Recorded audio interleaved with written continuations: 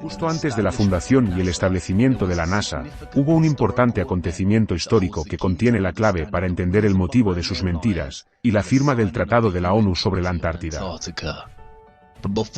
Antes de analizar este acontecimiento, es necesario examinar la teoría del Big Bang. Y cualquier referencia histórica a dicho fenómeno antes de que la teoría fuera establecida en 1929, por Edwin Hubble, quien fue influenciado por el trabajo de Albert Einstein y Georges Lemay. Al rastrear las creencias y teorías sobre los orígenes del mundo que habitamos, a través de la historia, descubrí varios relatos creacionistas, principalmente de naturaleza similar a la visión abrahámica de la creación. También encontré varias obras de filósofos y científicos, como Aristóteles, Immanuel Kant, Johannes Kepler e Isaac Newton, que proponían una teoría de la naturaleza infinita del universo. Sin embargo, hay un texto que es anterior a todas estas ideas, la Cábala, una tradición de misticismo judío que se remonta al siglo XIII a.C., 1000 años antes de que viviera Aristóteles.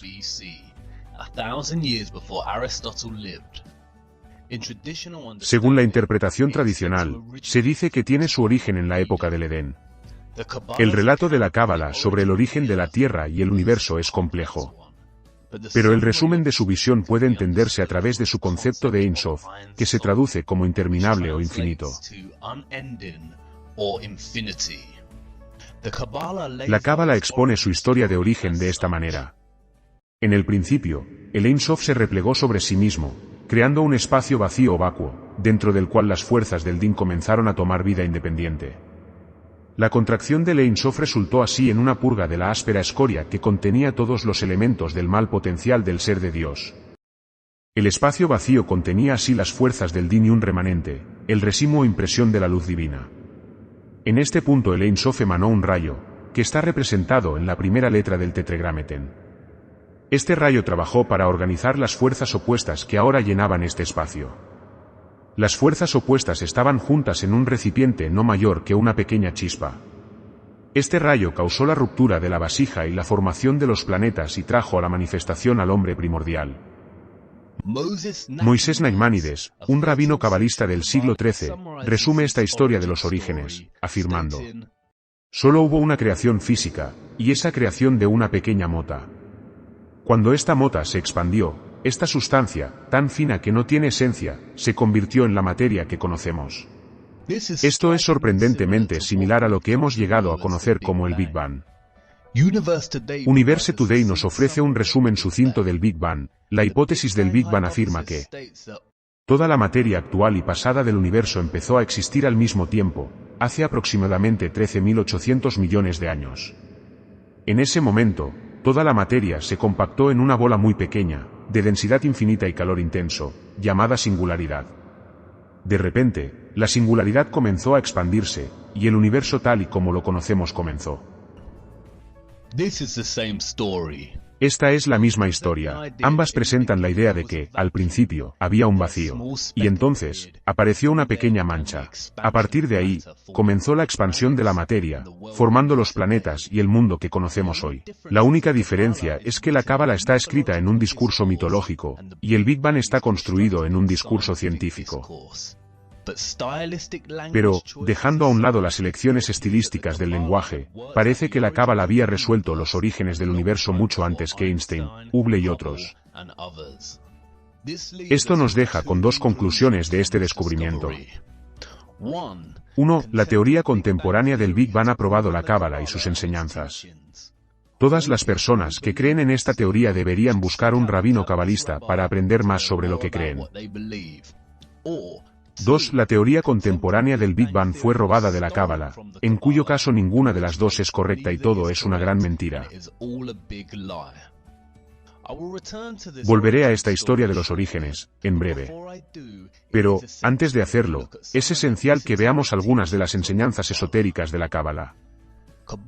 Cábala, en hebreo, significa recibir o recibir oralmente.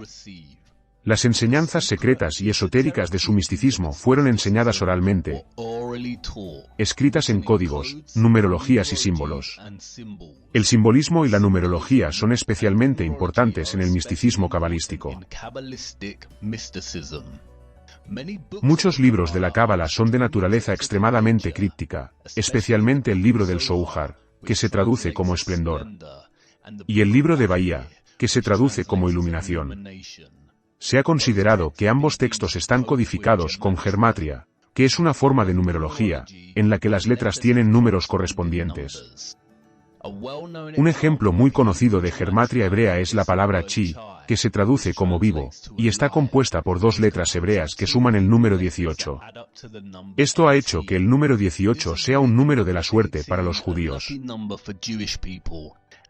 Y los regalos de dinero en múltiplos de 18 son muy populares. Los símbolos son igualmente importantes en la Cábala, y se han utilizado como método para transmitir el significado y sus enseñanzas secretas, desde sus inicios. Algunos de estos símbolos son ampliamente reconocidos. Por ejemplo, el árbol de la vida de la Cábala, o el cefiro, el hamza, o quizás el más famoso, la estrella de 6 puntas, el hexagrama, o lo que ahora se conoce como la estrella de David, y el símbolo que adorna la bandera de Israel.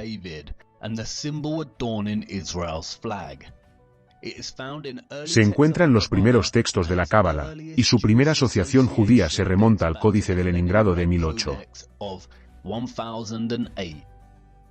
Es esta estrella de 6 puntas en la que me gustaría centrarme ahora. Porque, como ves, no siempre fue el símbolo de Israel. Tampoco es exclusivo del judaísmo. Para entender la historia oculta de este símbolo, debemos viajar primero al año 1760, cuando Mayer Amschel Bauer regresa a Frankfurt para hacerse cargo de los negocios de su difunto padre en materia de préstamos de dinero. Antes de su muerte, y en ausencia de su hijo, el padre de Mayer había montado un escudo de armas en la fachada de la entrada de la casa de contadores, para hacer honor a su nombre. El signo presenta un hexagrama sobre un escudo rojo. Fue por este signo que Bauer cambió su apellido. Roth es rojo en alemán, y Schild es signo en alemán. Así que adoptó el nombre y pasó a ser conocido como Mayer Amschel Rothschild. Cuando el negocio de Mayer comenzó a prosperar, debido a su descubrimiento de prestar dinero a los gobiernos, en lugar de a los individuos, reclutó a Adam Weishaupt para crear la Orden de los Illuminati, que se completó y estableció el 1 de mayo de 1776. Poco después, Weishaupt fusionó las doctrinas secretas de los Illuminati con la Orden Continental de los Francmasones, que fue fundada en 1717, y en gran medida pacífica hasta esta fusión.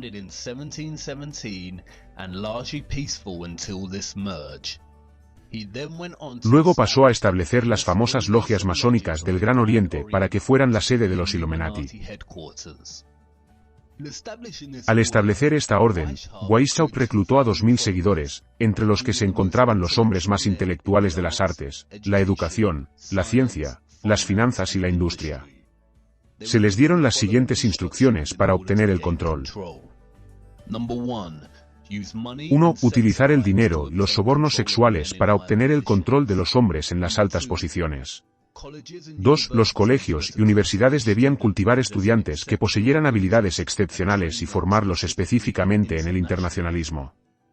3. Todas las personas influyentes debían ser utilizadas como agentes y colocadas detrás de las escenas de todos los gobiernos como expertos y especialistas.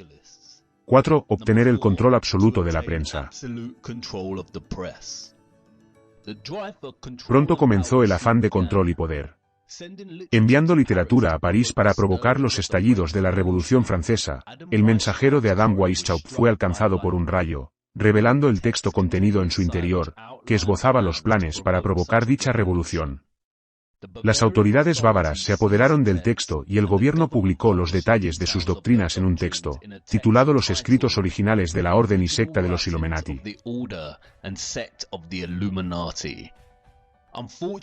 Desgraciadamente, Europa no hizo caso a su advertencia y se produjo la Revolución Francesa, que hizo ganar mucho dinero a los Rothschild, debido a las leyes que limitaban los impuestos de la Iglesia romana. En 1798, John Robinson, uno de los principales intelectuales de su tiempo, y profesor de la Universidad de Edimburgo, publicó el libro Proofs of a Conspiracy Against All the Religions and Governments of Europe, Carried on in the Secret Meetings of Freemasons, Illuminati and Secret Societies.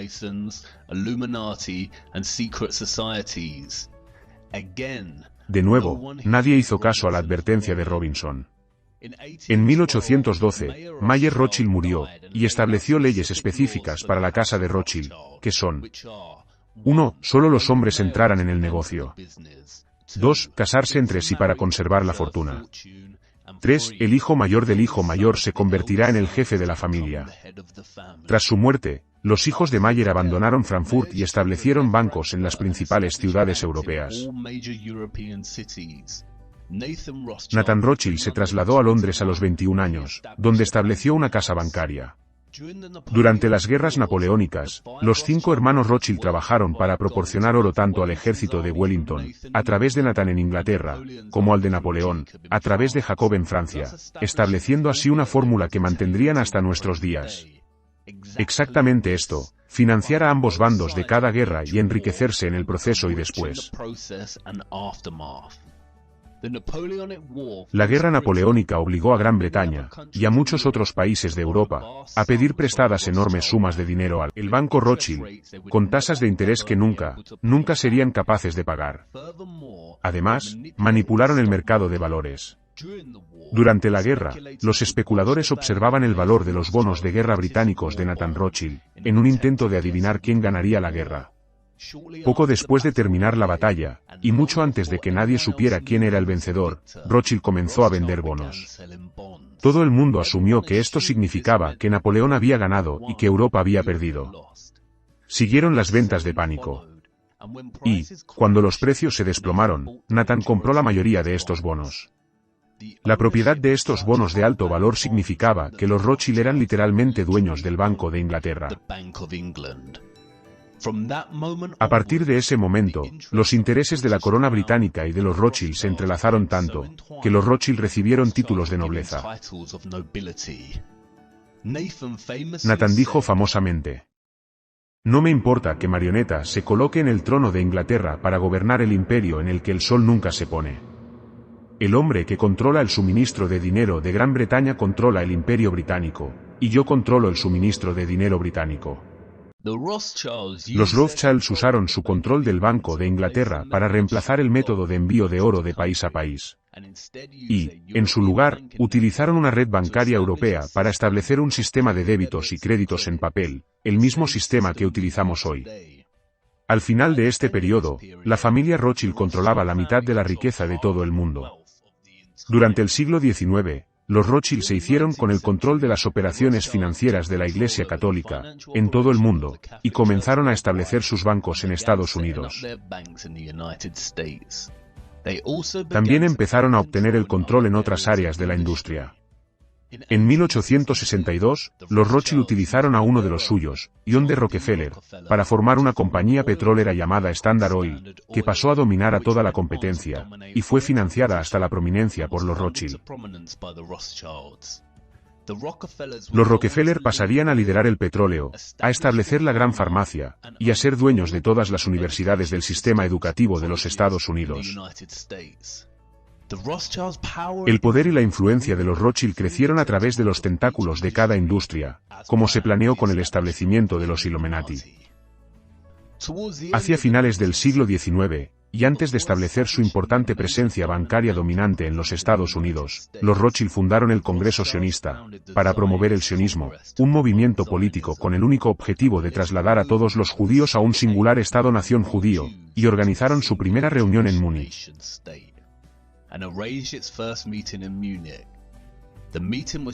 La reunión fue presidida por Theodore Herzl, quien posteriormente declaró en su diario: "Es esencial que los sufrimientos de los judíos se agraven. Esto ayudará a la realización de nuestros planes. Tengo una idea excelente. Induciré a los antisemitas a liquidar la riqueza judía. Los antisemitas nos ayudarán de este modo, ya que reforzarán la persecución y la opresión de los judíos. Los antisemitas serán nuestros mejores amigos". El hijo menor de Jacob Rothschild también visitó Palestina durante este tiempo, y suministró fondos para establecer las primeras colonias judías, allí. El plan de los Rothschild para establecer Israel, y su propio país de propiedad de los Rothschild estaba en marcha. Pero, no sería hasta muchos años más tarde que ese plan se hizo realidad. Note el hexagrama en las banderas en el Congreso Sionista. En 1910, Los planes estaban en marcha en los Estados Unidos para establecer el Banco de Propiedad Central de los Rothschild, la Reserva Federal. Los planes para un Banco Central de los Estados Unidos se encontraron con una fuerte oposición de algunas de las figuras más ricas de la época. Los tres opositores más importantes y poderosos eran Benjamin Guggenheim, Isidor Straus, jefe de los grandes almacenes Macy's, y John Jacob Astor, uno de los hombres más ricos del mundo y buen amigo del genial inventor Nikola Tesla. Su riqueza total en aquella época era de $500 millones. Según los estándares actuales, eso equivaldría a casi $11.000 millones. Sin embargo, la oposición no duró mucho. Convenientemente para los Rothschild, los tres poderosos opositores murieron a bordo del Titanic, cuando se hundió en 1912. Casualmente, fue el títere de los Illuminati, J.P. Morgan, quien financió y construyó el Titanic, y quien también estaba muy interesado en establecer la Reserva Federal. Canceló su billete en el Titanic en el último momento. El congresista Charles Lindbergh dijo lo siguiente, después de la aprobación de la Ley de la Reserva Federal en 1913. Esta Ley de la Reserva Federal establece el fideicomiso más gigantesco de la Tierra. Cuando el presidente Woodrow Wilson firme esta ley, el gobierno invisible del poder monetario será legalizado. El peor crimen legislativo de los tiempos es perpetrado por esta ley bancaria y monetaria. El sistema es privado, conducido con el único propósito de obtener los mayores beneficios posibles del uso del dinero de otras personas. La última parte de esta afirmación es especialmente importante. A partir de ahora, las depresiones serán creadas científicamente. Como dos estafadores trabajando en una marca, la Fed facilitó el crédito mientras los periódicos del establishment exageraban las riquezas que se podían obtener en el mercado de valores. La Reserva Federal significó que el dólar ahora podría ser impreso fuera del control del gobierno. Se utilizará para impulsar la guerra económica y las depresiones. Y era la máquina perfecta para la deuda eterna. Abraham Lincoln luchó contra el establecimiento de este método, y comenzó a imprimir su propio dinero libre de deuda, lo que se llamó greenbacks, durante la Guerra Civil Americana. Del mismo modo, JFK firmó una orden ejecutiva que devolvió al gobierno de los Estados Unidos el poder de emitir moneda, pasando por encima de la propia Reserva Federal de los Rothschild. ¿Qué tienen en común estos dos presidentes? Querían imprimir dólares para el pueblo estadounidense, en contra de los deseos del sistema Rothschild, y ambos fueron asesinados. Durante la Primera Guerra Mundial, vemos la misma fórmula de guerra de los Rothschild. Los Rothschild alemanes prestaron dinero al gobierno alemán. Los Rothschild británicos prestaron dinero al gobierno británico. Y los Rothschild franceses prestaron dinero al gobierno francés. Durante la guerra, y mientras Gran Bretaña considera la oferta de armisticio de Alemania, Louis Brandeis, el elegido líder del Comité Ejecutivo para los Asuntos Sionistas, envía un delegado sionista de América a Gran Bretaña, con la promesa de poner a América del lado de los británicos, siempre y cuando los británicos acepten dar la tierra de Palestina a los Rothschild.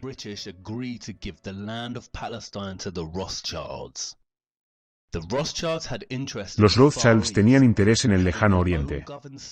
Y tener su propio estado gobernado significaba que podían ser dueños de su propio ejército, que podían usar sobre cualquier agresor que se interpusiera en el camino de esos intereses. En vista de esto, el secretario de Relaciones Exteriores británico Arthur James Balfour redactó una carta, que se conoció como la Declaración Balfour, nada menos que al querido Lord Rothschild. En ella se afirma que el gobierno británico haría todo lo posible para ayudar a establecer Palestina, un hogar nacional para el pueblo judío. En 1919, se celebró la Conferencia de Paz de París para discutir las reparaciones que los alemanes debían pagar a los vencedores de la guerra. El anfitrión de la conferencia fue el barón Edmond de Rothschild. Una delegación de 117 sionistas, encabezada por Bernard Berek, planteó el tema de Palestina. Los alemanes se sintieron traicionados, ya que la nación siempre tuvo buenas relaciones con los judíos. Los Rothschild también aprovecharon la conferencia para lanzar la idea de crear un gobierno mundial, llamado Liga de las Naciones. Bernard Berek pasó a fundar el Consejo de Relaciones Exteriores, en Estados Unidos. El primer objetivo del Consejo de Relaciones Exteriores era obtener el control de la prensa. Esta tarea fue encomendada nada menos que a John D. Rockefeller, quien creó muchas revistas nacionales, como Life y Time Magazine. Con la presencia del poder de los Rothschild ahora firmemente establecida en los Estados Unidos, pronto comenzaron los preparativos para la Segunda Guerra Mundial. Al mismo tiempo, Adolf Hitler, el canciller de Alemania, estaba expulsando a los judíos de los puestos gubernamentales. Un títere de los Rothschild, Samuel Untermaier, jefe de la delegación americana, y chantajista del presidente Roosevelt, llamó a todos los americanos a destruir los productos fabricados en Alemania, y así, comenzó una gran campaña de propaganda. Una vez que los efectos de este boicot comenzaron a sentirse en Alemania, los alemanes, que no habían demostrado ninguna violencia hacia los judíos hasta ese momento, simplemente comenzaron a boicotear las tiendas judías de la misma manera que los judíos habían hecho con las tiendas que vendían productos alemanes en Estados Unidos. Este es el mismo año en que el presidente Roosevelt ordenó que el ojo de los Illuminati se colocara en todos los nuevos billetes de dólar, junto con la frase en latín Naves Ordo Seclorum, que significa un nuevo orden de las edades. Un año después, se reformaron las leyes del secreto bancario suizo, y se convirtió en un delito con pena de cárcel para cualquier empleado bancario que violara el secreto bancario. Todo esto es en preparación para cubrir el rastro de los Rothschild, ya que ellos financian ambos lados de la guerra. Verás, la compañía estadounidense IG Farben, controlada por los Rothschild, seguirá armando a Alemania en la guerra. Y producir el Zyklon B, el gas letal utilizado en los campos de concentración.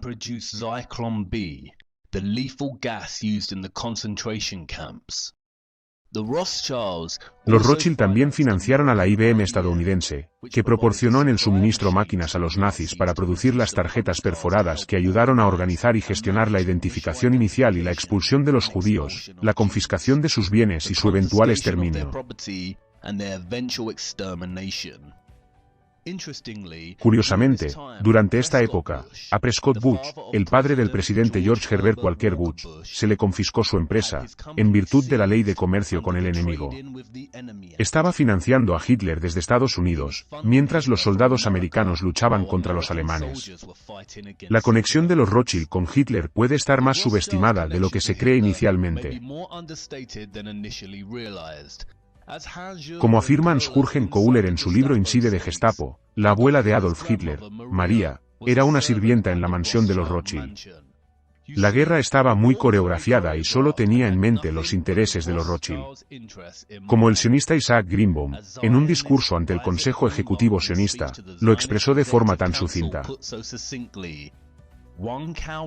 Una vaca en Palestina vale más que todos los judíos de Polonia. Esta pieza de propaganda pretendía asustar a los supervivientes judíos haciéndoles creer que su único lugar seguro era Israel. Al final de la guerra, en 1945, los Rothschild no solo se beneficiaron financieramente, sino que su visión de una Liga de Naciones se hizo realidad con el establecimiento de las Naciones Unidas. Los británicos declararon que no habría más inmigración de judíos a Palestina, para proteger a los palestinos. Pero, después de la Segunda Guerra Mundial, los británicos transfirieron el control de Palestina a las Naciones Unidas. Las Naciones Unidas dividieron Palestina en dos estados, uno sionista y otro árabe, y Jerusalén quedaría como zona internacional a compartir por todas las confesiones religiosas. En los años siguientes, los israelíes lanzan una serie de ataques militares contra los palestinos árabes, provocando un éxodo masivo. Se crea la agencia de inteligencia secreta israelí, el Mossad. Su lema es: por medio del engaño harás la guerra. En 1948, los Rothschild sobornaron a Harry S. Truman con $2 millones, que le entregaron durante su campaña, para que reconociera a Israel como Estado soberano. Pronto se reveló la bandera de Israel, que no es otra que una versión azul del hexagrama rojo de los Rothschild. Y aquí es donde la historia apenas comienza. Sígueme hasta la sexta parte, para que podamos echar un vistazo al verdadero significado de la estrella de 6 caras.